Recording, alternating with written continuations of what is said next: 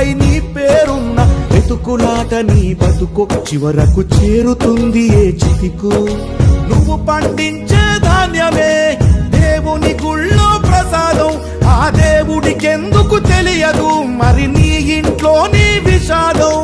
కళ్ళకత్తుకొని తింటారు నీ కన్నీళ్ళెవరు బాపరు. రైతు రైతు రైతో పాడుగాను నీ రాతో, మెతుకు మెతుకుపై నీ చెమటున్న బతుకులాట నీ బతుకు చివరకు చేరుతుంది ఏ చితికో.